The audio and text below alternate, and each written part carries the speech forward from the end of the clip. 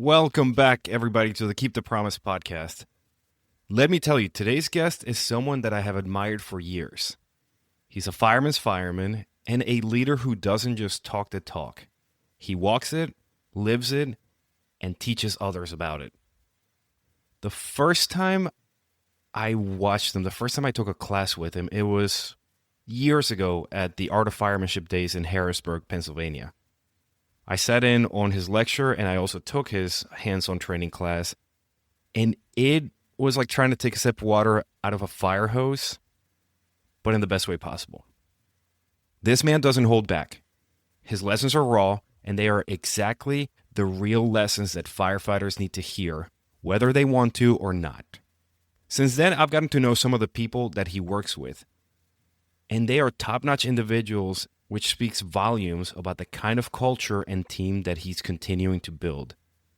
And honestly, I've followed his journey from afar, taking notes and trying to soak up as much as I can, because this guy has a way of lighting a fire in everyone who listens to him. Today, he's bringing that same energy, and I could not be more pumped. He's a second-generation firefighter, a captain with over 20 years in the fire service, and one of the most unapologetically authentic voices in the game today. If you haven't already guessed, I am talking about none other than Bobby Eckert. So buckle up, because this is going to be good.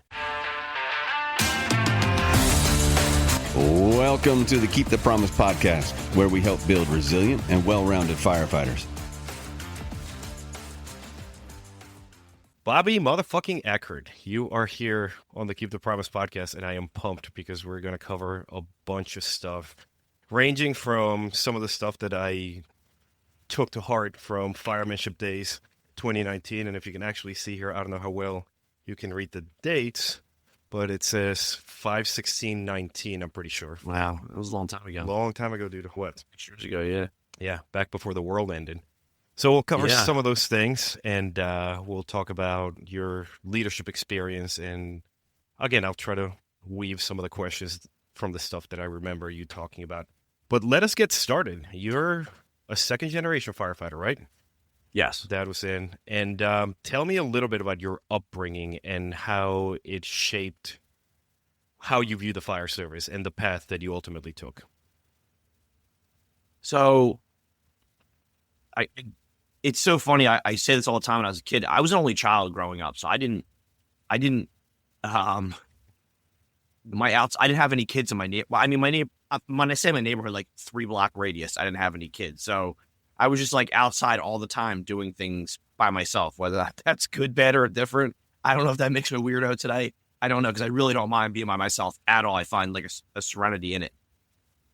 So it's funny. You think like, man, like, is everybody's dad a fireman? I don't know. It was my dad's job. I didn't really pay much attention to it as a child.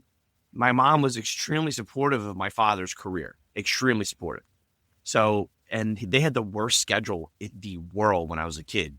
It was 6-day works, 24 hours off, 6 night works, 3 days off. So, yeah. Wow. Small town fire department. So it was, I would see my dad sporadically at different times. And then we lived in the town that my dad worked in, and my mom would either drive my dad to work, or he would take the car, we'd be home, whatever. But, I had the opportunity to go to the firehouse to see my dad, but he was working, and, he was doing shit. It wasn't until he got promoted to chief where it kind of really, I started seeing a different aspect of him in it. My father both my parents have amazing qualities. They couldn't be more different. And it's kind of funny. I'm very much like my mother with my personality and my stubbornness and how eccentric I am. My father's nothing like that. However, they mesh really well. It's very interesting if you would meet them. If you met my parents, so my parents go and food shop on purpose, where we food shop at work to run into firefighters, like, because they're like in their 80s, and people at work will run into my parents. And then they'll come and see me. They're like, we totally get it now. why you are how you are, which I think is hilarious, because it's true. I'm like I'm a cut of both ends. But it was, just seeing my dad, he's a very natural born leader. And I don't know where he got that from. He wasn't in the military, but he wasn't really in a leadership role in the military, but he has a knack for it, and he has a knack for people and treating people really well, and always finding the good in somebody in some way, shape, or form.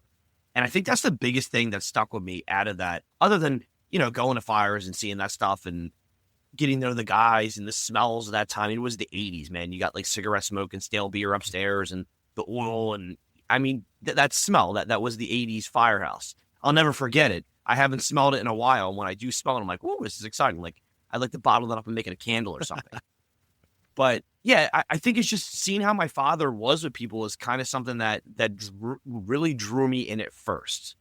And it was not so much like the camaraderie, the brotherhood. It was just more of like how people treated him and how he treated people. And my dad, since I've been a child, has always given me like life lessons on people, from race, gender, sexuality, all that stuff. I mean, my mom's best friend growing up, her brother was a drag queen. And when I was a child, my mom would take me to the drag queen events when my dad was on night work. So I've always been in a place where my parents always taught me to judge the human being and how they treat you and how they act towards others. That was a big thing growing up in my house. And it's something that I try to push on my children as well. So you picked that up obviously from your father, and you talk about how you really paid attention to the way that he treated people and treating them well, and that's something that's going to segue eventually into some of the quotes that I remember from firemanship days, and a couple of the things that you mentioned you did that actually stuck with me, 6+ years later. You followed his path, right? Was it one of those things like, hey, straight out of high school, did you start volunteering, or? I got into the junior fire program. It was more of just, they were starting one. And I think, if I remember correctly, it was like, maybe they didn't have a lot of people apply. So I kind of like showed up with some friends and we were like in. My dad had retired. He was a year retired. He was done.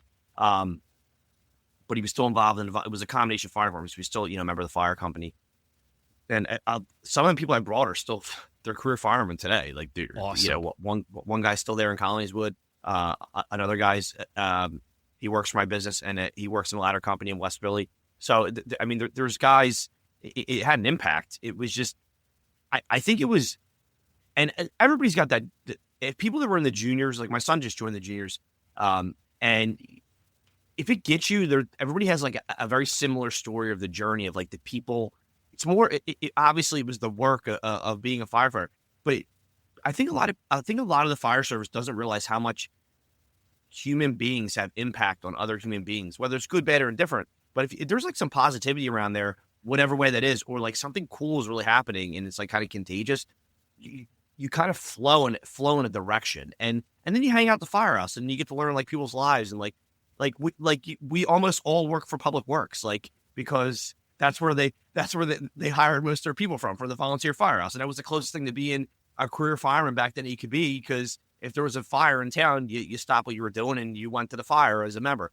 So it puts you in a position where you see a different side of life that maybe people don't see, or you see opportunities, or people come and grab you and say, like, I took this career path into this and it didn't work out for me. Check this out, check this out, check this out.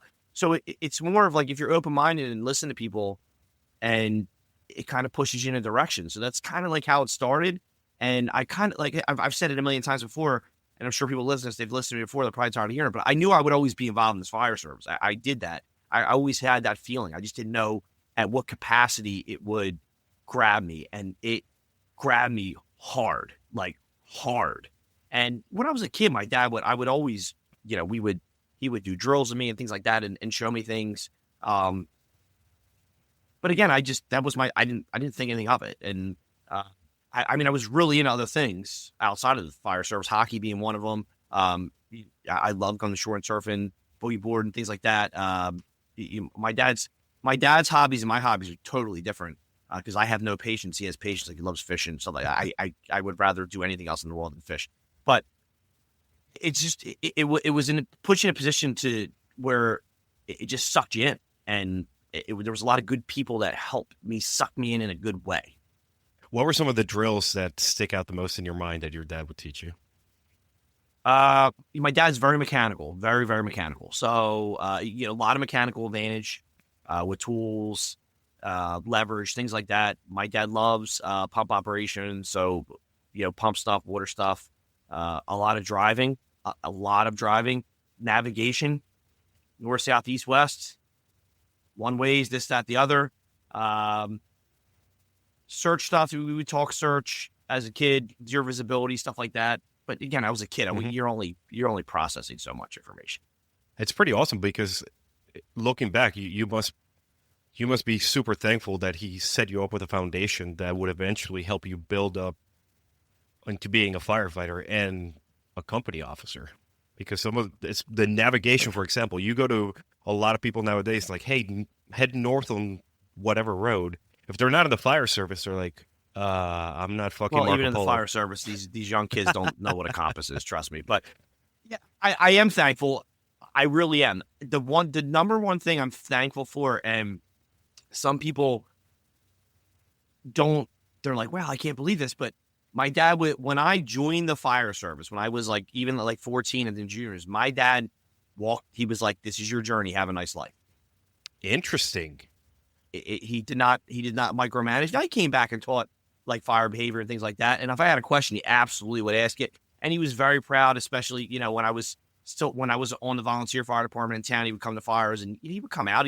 I would see him in a meeting, things like that. He would pop in for a drill night and bullshit. He was there every day for coffee, but he did not get involved in any of my nothing. I was their property now, not his. Dude, that's super unique that he let you have his own journey. And because we see it often that it turns into a family affair. Nothing wrong with that. But at some point you have to let your people and your kids especially go off and learn things on their own. From being a father, I can tell you that I can only show my kids so much, and sometimes they learn things better from different people. And I chose to do the same thing on my son. I dropped him off the firehouse. I know all them guys at the firehouse. I go to their Christmas party, but I go inside to pick him up if he's not answering his phone, because these kids never answer the phones. But that's about my involvement. Wonderful. I like that. So you got involved in the local volunteer firehouse and a couple twists and turns, and you ended up in Camden. I did. What drew you to such a place? And I say that because my first exposure to Camden was years ago when there was, I think it was like a Discovery Channel or History Channel. It was NBC, Dateline NBC. The one where they were talking about all of the like insane security features, and you guys had like shot finders and that was probably 2010. There was one back in 2001 when they hired the first female firefighters, Jennifer Barrientos and Renee Mohammed, who were still on the job. NBC did like a special on the fire department, and their journey was pretty neat. You can actually check it out on YouTube. That's like early 2000s, 2001. You'll see some really hard hitters up in there. Some good dudes. So all that to say that, like I said, from my end, looking at Camden, I was like, this place must be off the chain. Is that what drew you to it? How did you end up there? It's a town next to me. Okay. It's a town, well, not right now where I live, but growing up, it was a town next to me. Like every other industrial town on the East Coast, it fell into hard economic times. And I mean, you can go up and down the East Coast and find a very similar towns. It's only 14 square miles, 9 with land. The rest is water, right? So, but it's densely populated. So they all had that decline where they had a lot of fire duty, and it was literally right next door to me. So it was that my mom worked for the Camden County Sheriff's Department in the Internal Affairs Unit, and she was a transcriber. And my father would go pick her up from work sometimes, not all the time, like maybe on Fridays or whatever, if he got like a half day. And Camden had like slime green fire apparatus, and I thought it was like the coolest shit ever. And I would ride my bike around like to try to like buff fires on the border, and it was there. It was right in front of me. So it gave me that draw early on because of that. there was a residency requirement to get hired there, and that definitely deters people from going there. And it's something that I chose to just. The problem with the state of New Jersey is you have to declare residency from the city you want to, the town or city you want to work in, and you have to put all your eggs in one basket. So it's kind of like a roulette wheel. What's going to happen, right? And then you waste time. And there was a hiring freeze. It was, when the list came out, we got hired right as the list was going to expire. We were getting ready to retest. So you put all your eggs in one basket, and it happened. I was very gracious, and I have no regrets at all. Even when we got laid off, I actually look at it as one of the biggest positives in my life. Now, not then. Right. Tell me more about that, because you've mentioned it a couple times in the trainings that you've done. It was political. It's Chris Christie, and I'm not going to go down that political road, but there's a bunch of cities in the city of Camden that are under the Department of Community Affairs and they're state controlled. They make up their budget from state funding because they don't have the tax base. So Camden's one of them, and it was a lot going on in the state with the trying to overhaul the pension system and the health benefits and things like that. And there was a whole bunch of police stuff going on, and they dissolved the police department and made it a county fire department. Or I'm sorry, police department. But then again, the county police department only polices Camden.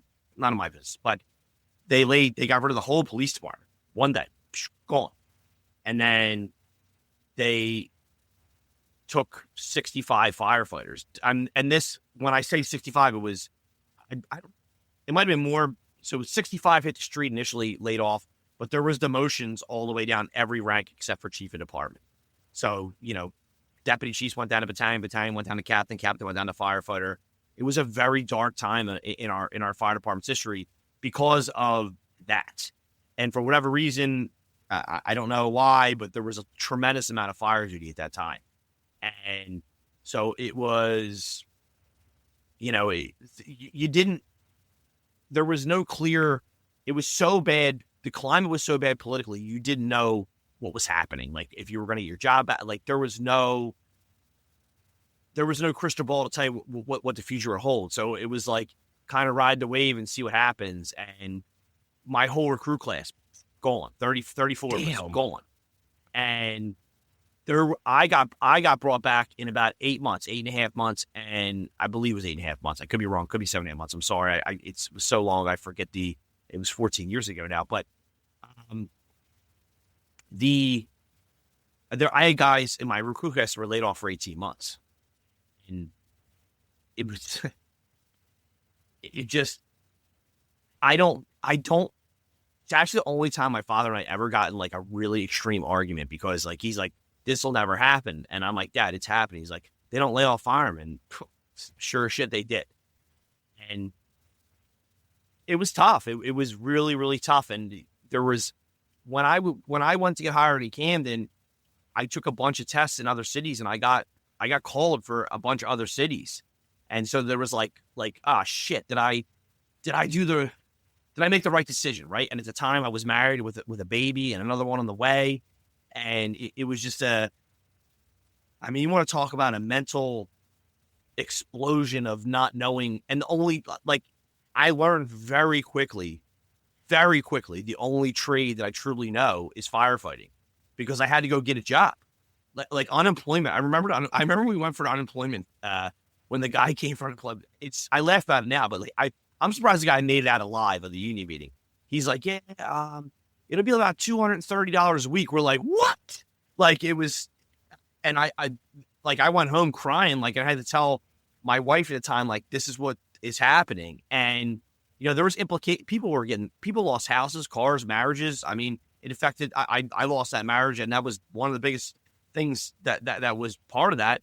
Well, there's a lot, but there was a lot going on, but I was doing odd jobs, trying to bartend because I knew how to bartend. A couple people I know that were in the trades. I'm like, yo, can I come labor? And they're like, I got to pay you more than who I already have. And it's not no, it sucked. It absolutely sucked. However, coming back to it and looking back on it, the resilience that it unknowingly gave me, it was astounding. It really was. You mentioned that you're not that much of a patient person. So that must have been basically being force-fed patience and having to, I was obsessed with getting my job back. And it was me and another guy. We were meeting any politician that would see us. We were running numbers. We were just doing everything we could possibly do. We were Oprah and stuff. We were getting wild trying to figure this out because the state union at the time, they were like, we don't come down to South Jersey. Like, it was a whole thing. And that turned into a whole situation. The union president at the time, God rest his soul, nice guy. I don't wish any ill will on anybody, but at the time, him and I were not friendly at all.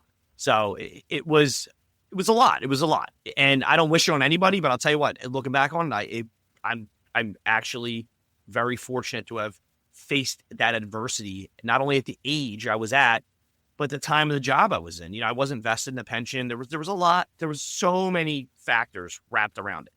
You just knew the path that you wanted to take, and you said, hell or high water, that's the way that I'm going. Well, if you take something from me, I'm going to want it back.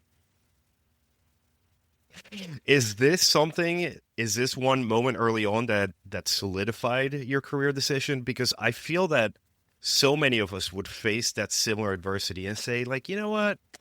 Maybe ain't my thing. Like, maybe I should just step away. Was this like, this just did it? You're like, that's it. I'm going to do this forever.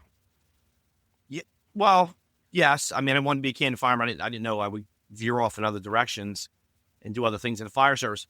I just knew I'm the type of person, two things guaranteed. If you tell me I can't do it, that is the worst thing to tell me because I'm going to be obsessed with doing it. Like, it doesn't matter what it is. Like, if you can't climb Mount Everest, well, guess what, motherfucker? I'm trying. Like, you just told me I can't do it. I'm going to figure it out. Whether I die trying, I'm going to do it. And again, if you forcefully take something from me or you forcefully come after me about something, I am going for the throat and come back at you. I can't help it. It's like instinctual. I love that. I think that's something that we need in the culture of the fire service because it's that. No, people get hurt feelings, so you can't do that. Hashtag 2025. And that takes us perfectly into now we're going to talk about leadership and mentorship. You've been in this game for, what, over 20 years at this point? Yeah. It's reported for the juniors, like the first week of January, like it was like 97. So, jeez. Yeah. So, I know. So a while. I just turned 42 yesterday. So I'm like, oh, happy belated birthday, buddy. Thanks, man. I appreciate it. Yeah. So you've been around for a while and you've been a captain for how long now? It'll be 9 years, February 2nd. Okay. Tell me Bobby's views on leadership within the fire service. How do you define it? How do you show it? How do you help other people underneath you build their leadership potential?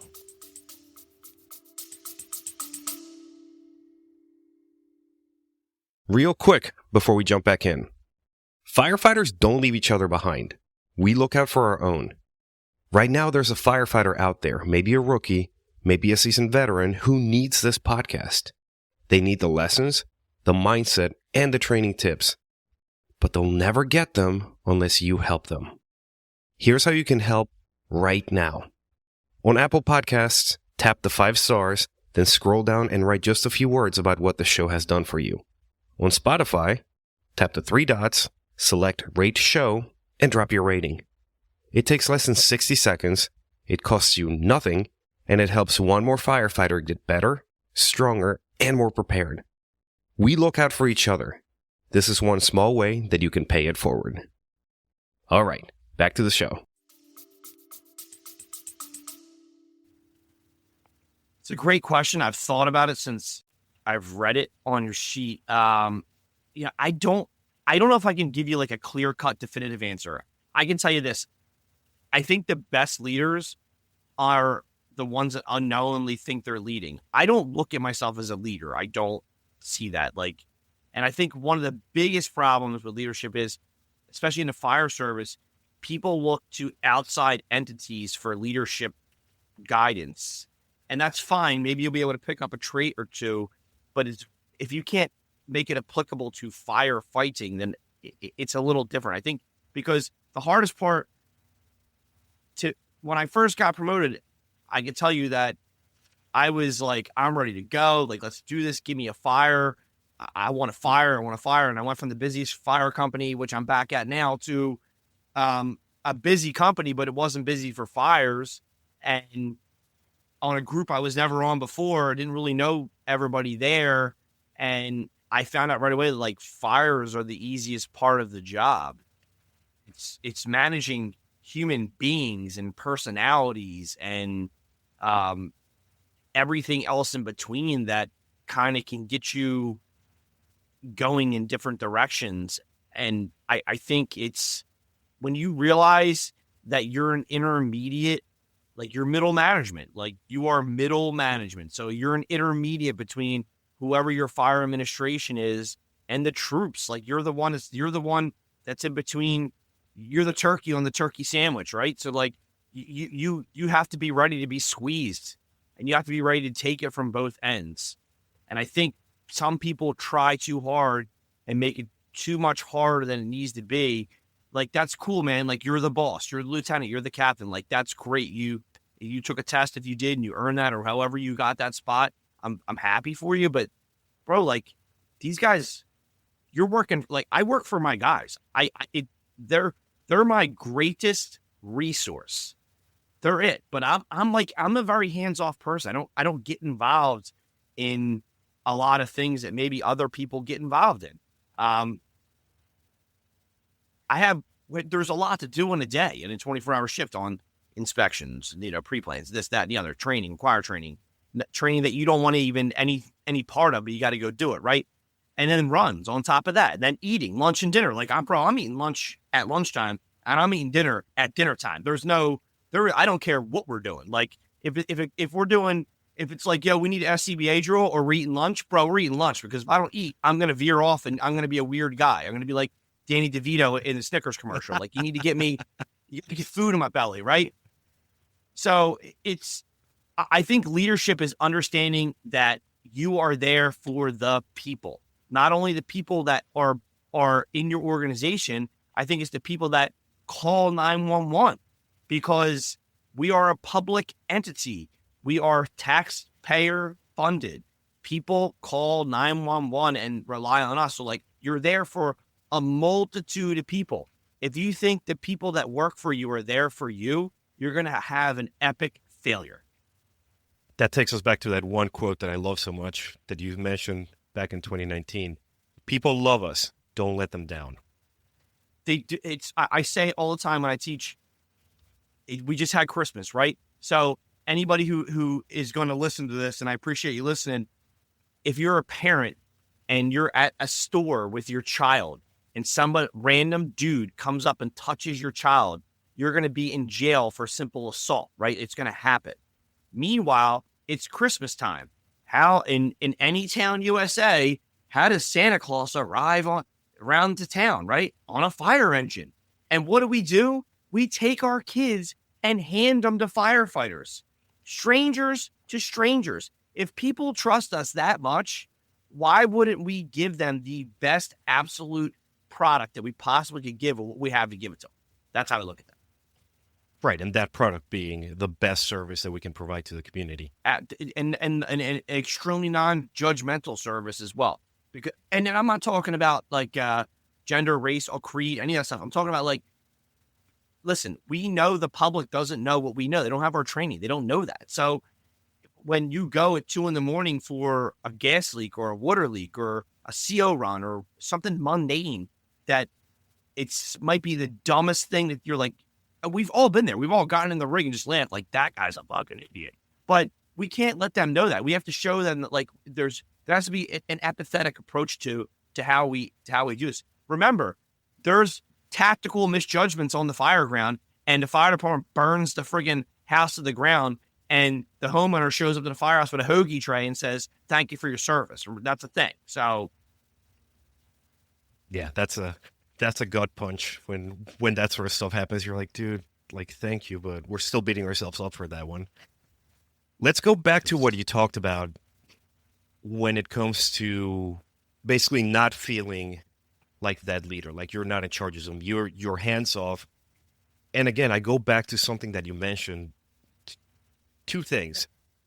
The first one that really stuck with me is you said that your crew likes to go out, a couple times, like maybe a month. I don't know how often, but they'll go hit the bar first thing in the morning, right after work.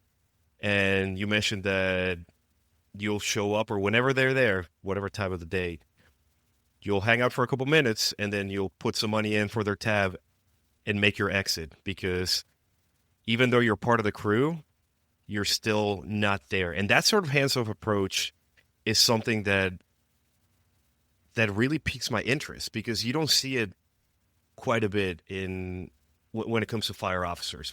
You got it. Like, here's the thing. I look at it like this.